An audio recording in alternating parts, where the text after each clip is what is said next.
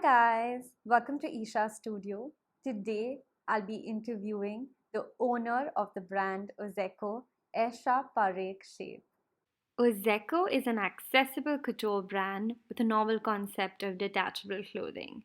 Having started a year back, their main focus has been on making garments re-wearable without looking repeated.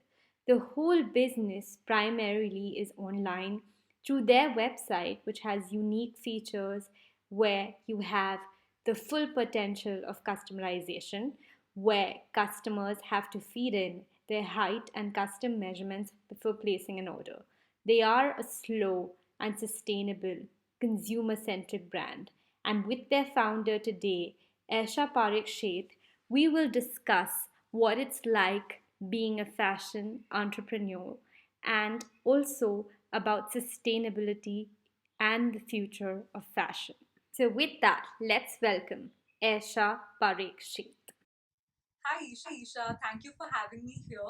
I think it's really great that you've taken this initiative and you've brought together people from the creative field to share their experiences and their journey with you. And I hope that this helps people in some way or the other listening to like different people talk about their journey. Great, let's begin. My first question is, what is fashion entrepreneurship according to you? What does it take to become a fashion entrepreneur? Yes, we all know that we need the right skills to succeed. What is entrepreneurship according to you? All right. So to begin with, fashion entrepreneurship is not just about being a good designer. There's a lot more that it takes to build your own brand and to get out there.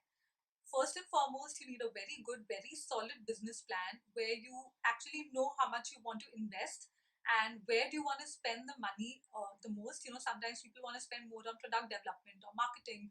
So you need to chart out that, what is going to be your main focus when you're starting out and at what point did you think would you be profitable. This is really important because then you actually know your journey and you know that you're on track or you're going off track.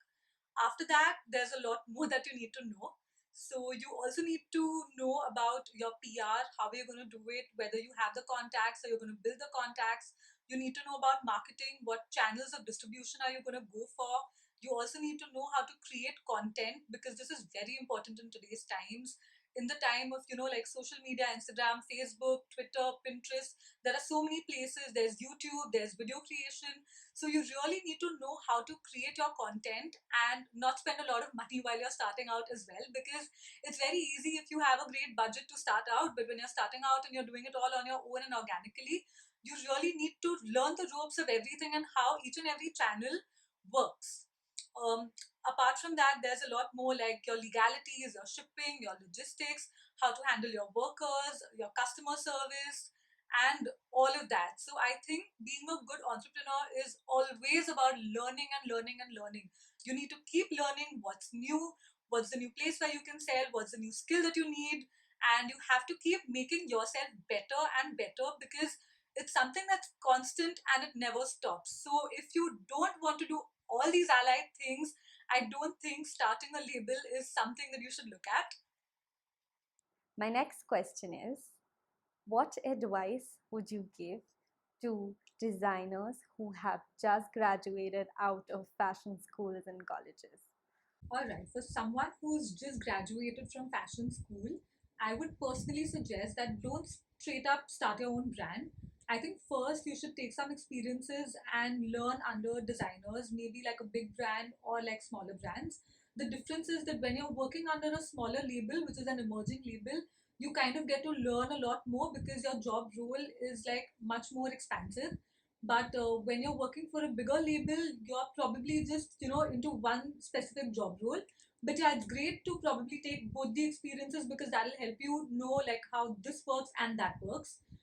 After that, you can even probably intern at some magazines and intern with some stylists to know how those fields also work, because those contacts will really help you, and even knowing how other fields work which are allied to fashion designing but not exactly fashion design will help broaden your horizons. You get to know that how people are styling clothes and what do photographers look for, what are good angles. There's always something to learn working with all these different industries as well. So I would totally suggest that just build your contacts and learn whatever you can about the field of fashion, not only in designing but even in the other fields.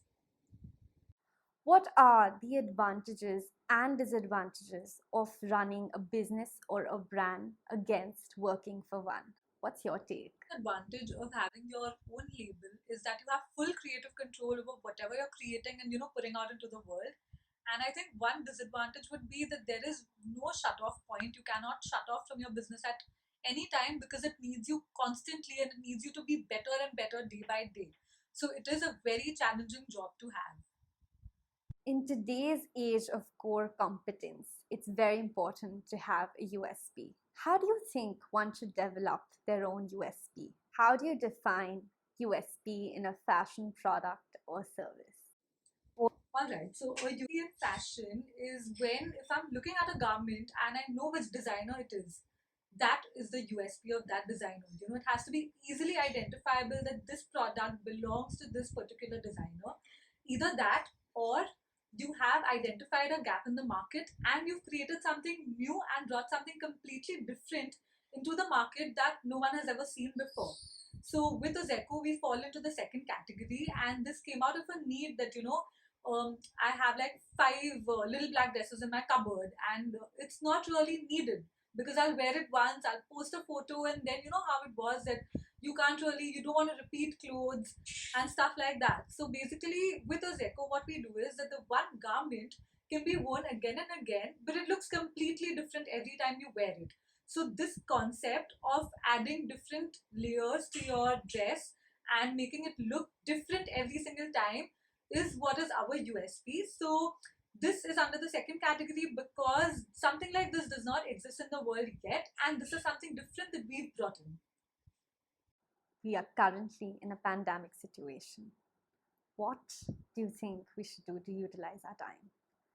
What do you think are the skills we could learn at this point in time? So in the lockdown, I think it's the best time to upskill.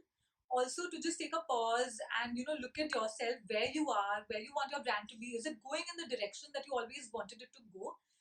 Upskilling can be done by learning new things. Like for example, I was learning Instagram marketing, Facebook marketing. I learned Illustrator.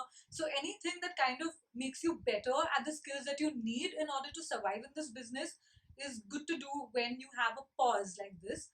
Also, you need to be really updated with what news are going on and where the fashion industry as a whole globally is headed towards, because it's going to be a very different world out there post COVID, and a lot of brands are going to change their strategies.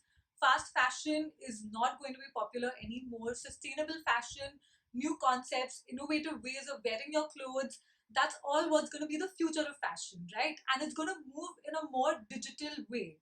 So I think you need to upskill yourself. If you don't already have the skills which are necessary in digitizing your business, then kind of maybe learn those things. Also, there are like a lot of talks going on. Lakme Fashion Week, FDCI, independent designers, all coming together and talking about what they think is going to be the future of the industry.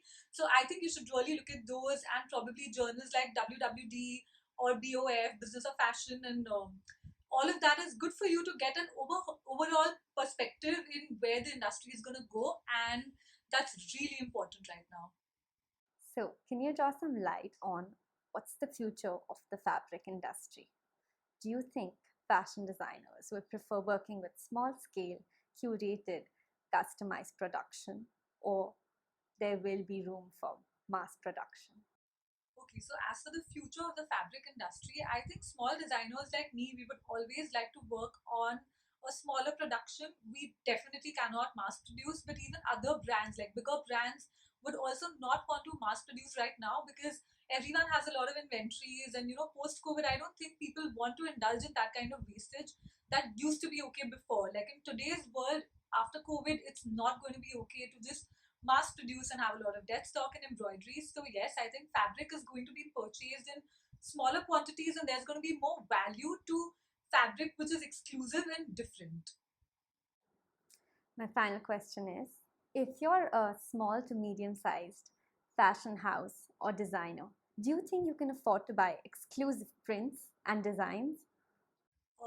Yeah, I think definitely smaller, medium-sized fashion houses can invest in exclusive prints because at the end of the day, you're providing value to your customers. Giving them something that is not readily available off the rack. So, the kind of prints that you do, the way that it's made so intricately, and the way those designs speak for themselves because they're so exclusive that customers actually kind of, love having something like that in their wardrobes.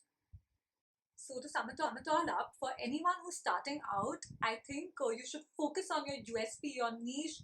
You have to find something which is new and something new that you bring to the table because the market is already very saturated and you want to stand out.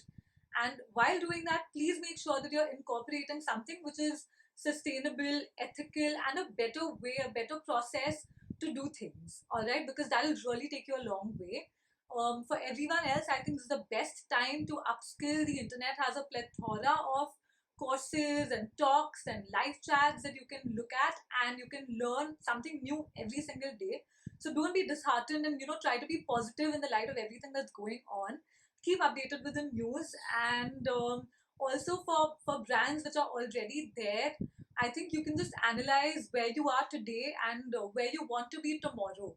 Chart that map and chart your future because I think you won't get a pause like this again.